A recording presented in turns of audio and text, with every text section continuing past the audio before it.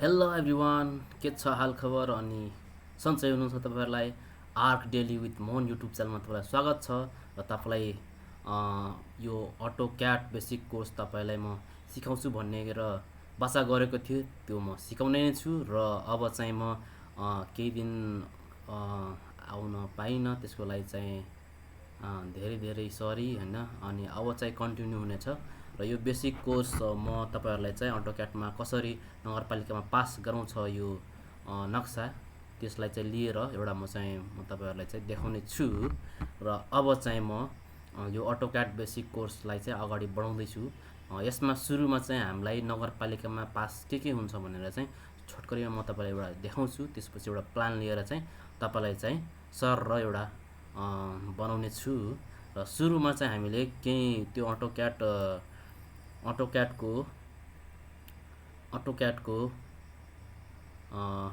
अटोक्याटमा बनाउनु अघि चाहिँ हामीलाई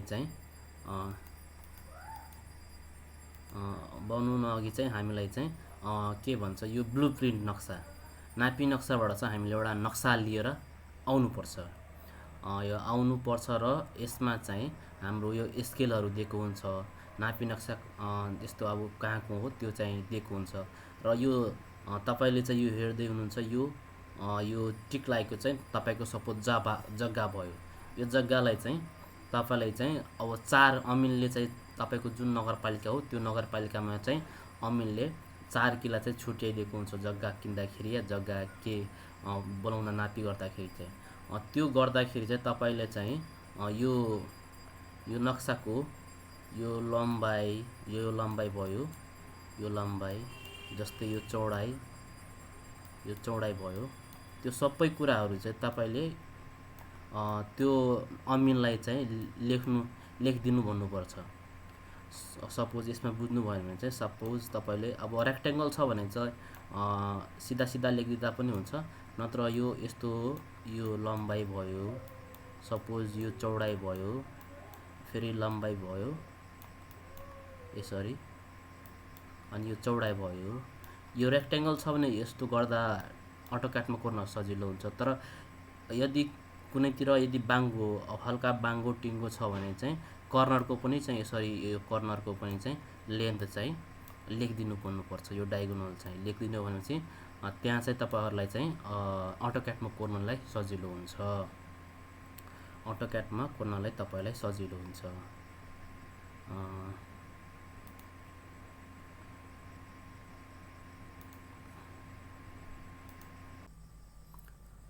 त्यो त्यसरी नै अब किनभने यो तपाईँले चाहिँ अटोक्याटमा पनि यो लम्बाइ, यो चौडाइ, यो यसो गरेर चाहिँ तपाईँले अटोक्याटमा पनि लेन्थ त्यो कन्भर्ट गर्न सक्नुहुन्छ या बनाउन सक्नुहुन्छ। तर चाहिँ हामीले चाहिँ नर्मली मैले चाहिँ अब जो ट्रु कुरा हो त्यो कुराहरू चाहिँ म तपाईँलाई चाहिँ अब भनिदिँदैछु।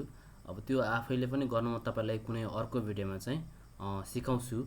तर चाहिँ हामीले घर नक्सा पास गराउँदाखेरि चाहिँ अमिनले नाप दियो भने चाहिँ त्यो पछि अमिनले चेक गर्न जाँदाखेरि उसले नै नापेको हुन्छ। त्यो उसले नै नापेको हुन्छ भनेपछि हामीलाई कुनै पनि बाधा अवरोध चाहिँ आउँदैन। त्यही भएर चाहिँ सपोज आफैले नाप्न सिक्दा चाहिँ राम्रो कुरा हो, म तपाईँहरूलाई कुनै अर्को भिडियोमा सिकाउँछु। तर चाहिँ सपोज घर नक्सा बनाउँदाखेरि चाहिँ अमिनले 4 किला छुट्याउँदाखेरि यो जग्गाको 4 किला भनेको यो यताको लम्बाइ, यताको चौडाइ, फेरि यताको लम्बाइ, यो सबै छुट्याएर चाहिँ तपाईँले चाहिँ जग्गा चाहिँ छुट्याइदिएको हुन्छ। त्यतिखेर चाहिँ तपाईँले यो ब्लुप्रिन्ट नक्सामा चाहिँ यो पेन्सिलले लम्बाइ, चौडाइ र कर्नरको एउटा यस्तो यो हाम्रो एउटा यो बाङ्गो छ, त्यही भएर चाहिँ एउटा कर्नरको चाहिँ लेन्थ नाप दिएर त्यहाँ अमिनलाई चाहिँ लेख्न भनिदिनु भयो भने चाहिँ तपाईँलाई चाहिँ कुनै कन्सल्टेन्सीमा नक्सा बनाउँदा या कन्सल्टेन्सीवालालाई चाहिँ धेरै सजिलो हुन्छ। त्यही भएर चाहिँ तपाईँले त्यति कुरा चाहिँ गरिराख्नुपर्छ। र यति गरिसकेपछि हामीले त्यो लम्बाइ चौडाइ दिइसकेको हुन्छ। र त्यो लम्बाइ चौडाइ दिइसकेपछि हामीलाई चाहिँ अटोक्याटमा चाहिँ के हुन्छ, अटोक्याटमा चाहिँ हामीलाई अब कोर्नलाई चाहिँ अब यस्तो सजिलो भयो क्या। सपोज हामीलाई त्यस्तो यसको लम्बाइ चौडाइ दियो भने चाहिँ हामीले अटोक्याटमा चाहिँ यसरी चाहिँ सपोज यसरी चाहिँ यो त्यतिखेरको नक्सालाई चाहिँ यसरी यो लम्बाइ चौडाइ दिएको छ भने चाहिँ हामीले यसरी कोर्न सकिन्छ र यो सकिन्छ। यति गर्दाखेरि चाहिँ हामीले चाहिँ यदि सपोज हाम्रो यो बाङ्गो टिङ्गो अब यो हल्का त बाङ्गो छ, त्यो बाङ्गो छ भने चाहिँ हामीलाई यो कर्नरको अघि चाहिँ भनेको कुरा चाहिँ यस्तो कर्नरको चाहिँ पनि लेन्थ चाहिँ अमिनले चाहिँ लेखिदियो भने चाहिँ त्यो नापेर लेखिदिएको भए चाहिँ हामीलाई चाहिँ अटोक्याडमा चाहिँ सजिलो हुन्छ। यति गरिसकेपछि हामीलाई यहाँ सर्कल लिएर यता अनि यता पनि सर्कल लिएर यति चाहिँ हामी गर्न सक्छौँ। र यति गरिसकेपछि यति हामीलाई यता लम्बाइ चौडाइ ल्याएर यति हामी जग्गा बनाइसकेपछि यो जग्गा त हामी बनायौँ। अब त्यसरी हामी जग्गा बनाइसकेपछि हामीलाई चाहिँ अब जग्गा बनाइसकेपछि सपोज यो जग्गा भयो, यो ब्लू छ, त्यो सबै यो जग्गा भयो। हामीले चाहिँ अटोक्याडबाट लम्बाइ त्यो नापी नक्साबाट लम्बाइ चौडाइ त्यो चाहिँ त्यो यस्तो कोरिसकेपछि हाम्रो त्यो अब कोर्दाखेरि चाहिँ अब रोड कति छ, अहिले तत्कालै कति रोड बनेको छ र त्यो नगरपालिकामा त्यो रोडको बारेमा पनि एउटा पेपर त्यो सूचना चाहिँ निकालिदिएको हुन्छ, या त्यहाँ निकालेको छैन भने चाहिँ नगरपालिकामा गएर चाहिँ माग्नुपर्छ। त्यो नगरपालिकामा माग्यो भने चाहिँ तपाईँहरूले चाहिँ त्यहाँको प्राविधिकहरूले चाहिँ दिन्छ। सपोज तपाईँले अहिले हिँड्दै गरेको बाटोको लम्बाइ चाहिँ सपोज यति छ, यो जग्गा हो, जग्गादेखि यहाँ अहिले हिँड्दै गरेको चाहिँ 15 फिट 7 इन्ची छ, या सपोज 15 फिट छ, 15 फिट छ। तर हामीलाई त्यो नर्मल मान्छेलाई चाहिँ अब थाहा हुँदैन क्या यो बाटो कसो, किनभने यो पहिला नै कोरिसकेको हुन्छ यो जग्गाको।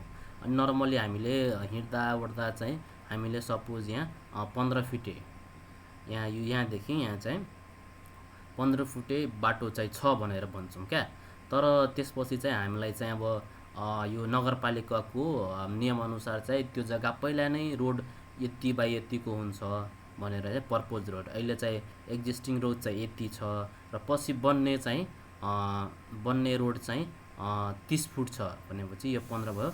अनि यहाँदेखि फेरि यहाँ 15 यता अनि 15 यता चाहिँ यो जम्मा पर्पोज रोड चाहिँ 30 फुटे छ भनेर चाहिँ पहिला नै तोकिदिएको हुन्छ यो मार्ग भनेर। यो मार्गमा अहिले यति 15 फुटे छ, त्यसपछि अझै 15 फुट लगाएर 30 फुट चाहिँ हुन्छ भनेर चाहिँ नगरपालिकाले पहिला नै तोकिदिएको हुन्छ। अनि त्यो तोकेको छ भने चाहिँ तपाईँले पहिला नर्मल मान्छेलाई थाहा हुँदैन, तर त्यो प्राविधिकहरूलाई चाहिँ त्यहाँ नगरपालिकामा सबै कुरा थाहा हुन्छ। त्यहाँ गएर सोधेर गर्दा पनि हुन्छ, नत्र एउटा पेपरै हुन्छ सूचना, त्यो सूचना तपाईँले गएर त्यहाँ मागेर अनि त्यहाँ पढेर सबै कुराहरू थाहा पाउन सक्नुहुन्छ। त्यो एउटा लिस्टै हुन्छ, त्यो लिस्ट चाहिँ तपाईँले हेर्नुपर्छ। यो मार्गदेखि महेन्द्र ब्लू मार्गको यति भयो, तपाईँतिर कुन कुन मार्ग छ त्यो मार्गको सबैको चाहिँ नर्मली चाहिँ एक्जिस्टिङ रोड तपाईँले हिँड्दै गरेको रोड अहिले यति छ र पछि भविष्यमा चाहिँ तपाईँको रोड 30 फुटे हुन्छ भनेर चाहिँ पहिला नै निर्धारण गरिदिएको हुन्छ। त्यही कारणले चाहिँ त्यही अनुसार चाहिँ तपाईँले चाहिँ यो कुराहरू चाहिँ बुझेर अनि यो बाटो यो हाम्रो जग्गादेखि कति छोड्नुपर्छ भनेर चाहिँ त्यसमा नै लेखेको हुन्छ। जस्तै तपाईँलाई अघि चाहिँ मार्ग महेन्द्र मार्ग यस्तो छ भने बाटोको त्यो चाहिँ बाटोको नाम, त्यो अब कुनै अब समुदायले चाहिँ अब सबैजना मिलेर चाहिँ अब यो बाटोको नाम यो हो भनेर त्यो मार्ग भनेको त्यो हो। अब त्यो बाटो यति यो मार्ग महेन्द्र मार्ग या तपाईँले अब जुन अब के को नामबाट चाहिँ राख्नुहुन्छ त्यो चाहिँ मार्ग, बाटोको चाहिँ मार्ग भनेको त्यही हो, बाटोलाई नामाकरण गरेको। अनि सपोज तपाईँले चाहिँ यो जग्गा त तपाईँले चाहिँ ब्लु प्रिन्टबाट चाहिँ अमिनले कोरिदिएकोबाट चाहिँ तपाईँले अटोक्याडमा चाहिँ यसरी कोर्नुभयो। त कोरिसकेपछि अब नगरपालिकाको नियमहरू चाहिँ हल्का अब ध्यान गर्नु। नगरपालिकाको नियमअनुसार चाहिँ सपोज यो ब्लू चाहिँ तपाईँको अब जग्गा भयो। अनि तपाईँले सपोज झ्याल राख्नुभयो भने चाहिँ यसमा चाहिँ चारैतिर झ्याल राख्नुभयो भने चाहिँ यो त रोडतिरको भइहाल्यो। सपोज यो नक्सामा यो रोडतिर यता अनि यो ब्लुप्रिन्ट नक्सामा नै यो नर्थ साउथ इस्ट वेस्ट चाहिँ छुट्याइदिएको हुन्छ। त हाम्रो जग्गाको त अहिले यतै छ, नर्थ उता छ, साउथ यता छ, वेस्ट यता, इस्ट यता छ। त्यसै गरी हामीले चाहिँ त्यसपछि हामीले चाहिँ अब के गर्नुपर्छ, 3 फुटेसम्म चाहिँ तपाईले चाहिँ झ्याल राख्यो भने चाहिँ 3 फुट चाहिँ तपाईले चाहिँ आफ्नो जग्गादेखि यता भित्र चाहिँ छोड्नुपर्छ। सपोज भनेको अब यहाँदेखि चाहिँ यो जग्गादेखि यता 3 फुटे, फेरि यहाँ यो जग्गादेखि यदि झ्याल राख्नुभयो भने चाहिँ 3 फुट तपाईलाई छोड्नुपर्छ। यसरी 3 फुट अनि फेरि यता 3 फुट। अब यो त 3 फुट छोड्नुभयो, त्यसपछि हामीले चाहिँ यो अगाडि भनेको अब त अगाडि चाहिँ 3 फुटै छोडेर त भएन। हामी अगाडि के गर्नुपर्छ, हामीले त्यो रोड कतिको छ त्यो नियम अनुसार चाहिँ मेरो त 15 फुटे छ, हामीले 15 फुटसम्मलाई चाहिँ 30 फुटसम्मलाई चाहिँ अब हामीले 5 फिट या 8 फिट, नर्मली चाहिँ 5 फिट चाहिँ छोडिन्छ। त्यो अब करेसाबारी रोप्नु पर्यो, फुलबारी लगाउनु पर्यो, अनि त्यो अब कारै किन्नुहुन्छ, त्यति गर्दाखेरि चाहिँ तपाईले अगाडि जति पनि छोड्नुहुन्छ, तर नर्मली नियमअनुसार चाहिँ 5 फुटे छोड्दा चाहिँ तपाईलाई पुग्छ त्यो नगरपालिकामा पास गराउँदाखेरि चाहिँ नक्सा। त्यही भएर तपाईले यहाँ चाहिँ सपोज अब 7 फिटै छोड्दा या 5 फिटै छोड्दा पनि केही हुँदैन। सपोज यति छोड्नुभयो, अनि यो छोडिसकेपछि तपाईले अब चाहिँ यसमा चाहिँ अब रेक्ट्याङ्गल बनाउने क्या। यसरी यो कोरेको, मैले यो कोरेको नै यसलाई नै कपी गरिदिएँ। यसो कोरेर अनि यो जग्गा यसो गरेको, यसरी चाहिँ तपाईले चाहिँ यसरी तपाईले चाहिँ अब एउटा 3 फिट यता यो जग्गादेखि तपाईले यहाँ 3 फिट, यता यो जग्गादेखि तपाईले यता 3 फिट, अनि यो जग्गादेखि तपाईले यता 3 फिट गर्नुभयो। अब यो अनुसार चाहिँ तपाईले चाहिँ रेक्ट्याङ्गल गर्नु पर्यो क्या। यो अनुसार चाहिँ सपोज यसरी गयो। अब हामीले चाहिँ यो कुनामा गरेर यसरी यहाँ कहाँसम्म छोडेको छ, सपोज यहाँसम्म पनि गर्न सक्नुहुन्छ, किनभने हाम्रो छोडेको भाग चाहिँ यहाँसम्म हो। अनि यसरी चाहिँ यसरी रेक्ट्याङ्गल कोर्ने। अब अनि यो रेक्ट्याङ्गल कोरिसकेपछि हामीलाई त मापदण्ड पुगेको छ। मापदण्ड के पुगेको छ भनेपछि हामीलाई यहाँदेखि यहाँ 3 फुट पुगेको छ, अनि यहाँदेखि पनि यहाँ 3 फिट पुगेको छ, अनि यहाँदेखि चाहिँ हामीलाई यहाँदेखि यहाँ कर्नरमा देखाइदिनुपर्छ। यहाँदेखि यहाँ चाहिँ हाम्रो 3 फुट पुगेको छ भने चाहिँ अब यहाँ हामी झ्याल राख्न पायौँ क्या। यहाँ झ्याल राख्न पायौँ, यहाँ झ्याल राख्न पायौँ। अगाडि त हाम्रो 5 फुटे छ, अगाडि पनि हाम्रो 5 फुटे नै छ। यहाँ यसरी 5 फुटे 7 फुटै छ। अब राख्दाखेरि चाहिँ यहाँ करासाबारी के रोप्दा, वाल लाउँदा, अनि यहाँ यति पुगिसकेपछि अब यो रेक्ट्याङ्गल भित्र चाहिँ अब यो रेक्ट्याङ्गल भित्र चाहिँ अब यो रेक्ट्याङ्गल यसरी कोर्यो। अब यो रेक्ट्याङ्गल भित्र चाहिँ हामी अब डिजाइन गर्ने क्या। यो अब यो रेक्ट्याङ्गल भित्र चाहिँ अब कतिको पिल्लर राखेर कहाँ भर्याङ राख्ने, यो सबै कुराहरू चाहिँ तपाईहरुले चाहिँ अब चाहिँ यसमा चाहिँ कोर्नुपर्छ क्या। पहिला यो जग्गामा पुरै छुट्याएर कति मापदण्ड हुन्छ त्यो सबै गरेर अनि त्यसमा चाहिँ यसरी रेक्ट्याङ्गल कोर्ने, अनि कोरिसकेपछि त्यो रेक्ट्याङ्गललाई बाहिर ल्याउने, अनि बाहिर ल्याइसकेपछि चाहिँ अब चाहिँ यो बाहिर ल्याइसकेपछि चाहिँ अब चाहिँ यो बाहिर ल्याइसकेपछि चाहिँ अब यो रेक्ट्याङ्गल भित्र चाहिँ अब यो यसरी यो रेक्ट्याङ्गल भित्र चाहिँ अब चाहिँ हामीले कोर्नु पायो। अब यसमा चाहिँ जे गर्न पायो क्या हामीले डिजाइन गर्दाखेरि चाहिँ। अब यसमा चाहिँ यो अनि यो पिलरको सेन्टर, अब यो सपोज यो पिलरको सेन्टर अनि हरेक सबै पिलरको सेन्टर चाहिँ तपाईले चाहिँ 15 फिट भन्दा चाहिँ भित्रै चाहिँ राखेर चाहिँ डिजाइन गर्नुपर्छ। त्यो कुराहरू पनि म पछि तपाईलाई सिकाउँछु। आजलाई चाहिँ यति नै। तपाईहरुले चाहिँ अब बिस्तारै यो अटोक्याड चाहिँ पूर्ण रूपले सिक्नुहुन्छ र यो आर्क डेली विथ मन युट्युब च्यानललाई तपाईहरुले चाहिँ सब्स्क्राइब गरिदिनु, लाइक बेल आइकन थिच्दिनु र धेरै साथीहरुकोमा चाहिँ शेयर गरिदिनु होला। र यो भिडियोबाट तपाईको सम्पूर्ण साथीहरुलाई चाहिँ धेरै सजिलो हुन्छ अटोक्याड यो कोर्समा चाहिँ अटोक्याड नगरपालिकामा एउटा कस्तो बिल्डिङ चाहिँ कसरी पास गर्ने सम्पूर्ण कुराहरू चाहिँ म तपाईँहरूलाई यो भिडियो मार्फत चाहिँ सिकाउँछु बिस्तारै बिस्तारै अर्को भिडियोहरू। र मेरो पछिल्लो भिडियोहरू चाहिँ हेर्न छुटाउनु भएछ भने तपाईँहरूले चाहिँ arc daily with Mohan YouTube च्यानलमा गएर तपाईँहरूले चाहिँ हेर्न सक्नुहुन्छ। र तपाईँहरूको दसैँ राम्रै नै बित्नुभयो होला, त्यसको लागि चाहिँ अनि सबैलाई एकदम नमस्कार छ।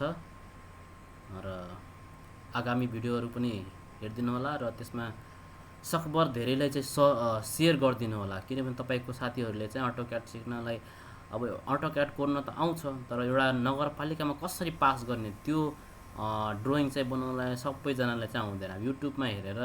युट्युबमा पनि हेरेर सिक्न सक्नुहुन्छ धेरै। अनि यो यस्तो कोर्स चाहिँ अब प्राय अब इन्डियाबाट हुन्छ, नेपालबाट पनि हुन्छ, कता कता अब सपोज सिकाएको पनि छ होला, तर अब यो मैले चाहिँ कम्प्लिटली यो एउटा कोर्स बनाएको हुनाले चाहिँ यसमा चाहिँ अब धेरै राम्रोसँग सिकाएको मलाई अनुभव लागेछ। त्यो अनुसार चाहिँ तपाईँको जति साथीहरू छ त्यो साथीहरूलाई चाहिँ सेयर गरिदिनु होला। अनि तपाईँहरूको साथीलाई चाहिँ सेयर गरिसकेपछि उहाँहरूले पनि सिक्नुहुन्छ होला, त्यही भएर चाहिँ। अनि मेरो च्यानललाई चाहिँ लाइक बेल आइकन र सब्सक्राइब चाहिँ गरिदिनु होला। धन्यवाद, नमस्कार।